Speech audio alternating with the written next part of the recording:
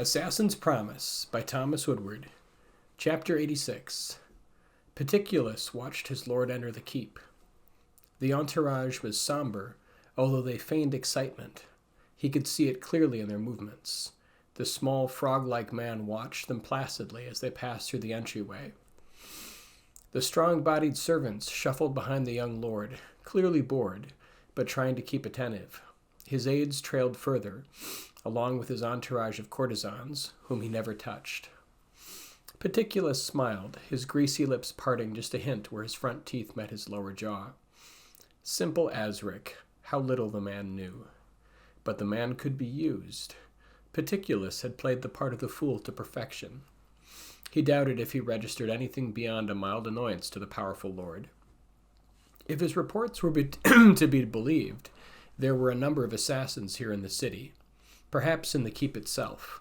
He could never be sure given his sources, but no matter.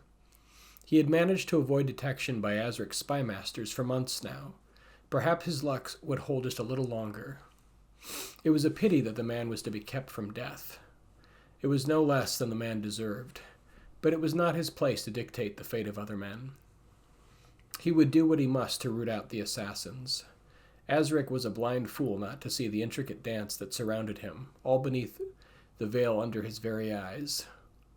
Peticulus would need to use caution. He had very few defenses against an attempt on his own life. He would need to stay beneath notice of those that prowled the halls and streets of the city. He had to remain incompetent, a mere pawn. He had dealt with assassins before. He had orchestrated a series of events that would catch them, expose them before taking their lives. That was the hard part. Setting up accidents would take only the barest of his abilities to put in motion. He would need to expose the assassins so there was no doubt of their existence and their mission. Asric must know that they had been removed. He must return to his careless self, accepting of his own safety. The Asric he watched now was a dangerous man, made so by his circumstances. Peticulus would need to coax him back into a comfortable ease, and then he would set in motion the orders that would replace the assassins with those loyal to him and his employer. It was a delicate game. Keeping Asric's spymasters down false trails proved to be more difficult than he had originally planned.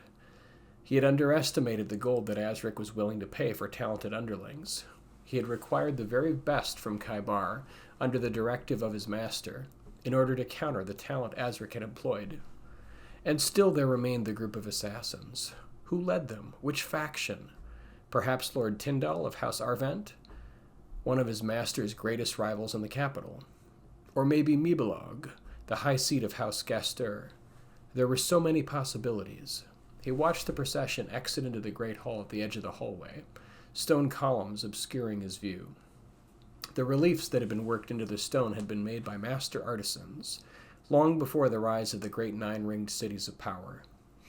The ancient carvings were strange and delicate, almost ghost-like in their beauty. Peticulus was a great collector of ancient art, and the sheer value of the irreplaceable works kept here far outweighed the lives of the men who ruled in ignorance of their worth. Peticulus forced his features back to calmness. His oily face drew tight for a moment when he saw Lady Eleanor round a bend with Sir Rowan Whitestaff. The man's dark gaze found him immediately. He cursed inwardly before making a gracious bow to the two, bringing his bulk nearly to the floor before standing again and regaining his composure.